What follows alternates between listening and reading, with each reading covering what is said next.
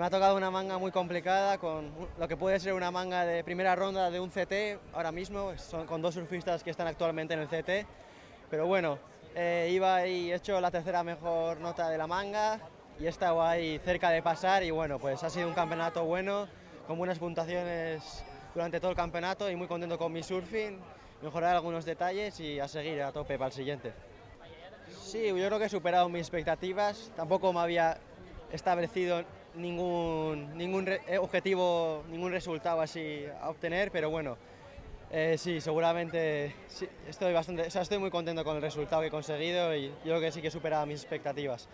El siguiente campeonato es el QS en Caparica, que es la última posibilidad para clasificarse a los Challengers.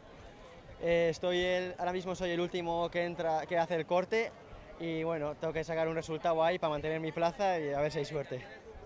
Bai, manga oso zaila neukan, bi sete surflariekin, baina bueno, oso pozik egin dudan txapelketarekin eta nola egin dudan manga. Gertu egon naiz manga pasatzea, bueno, 6 bat behar nuen, eta bueno, pozik egin dudan txapelketarekin.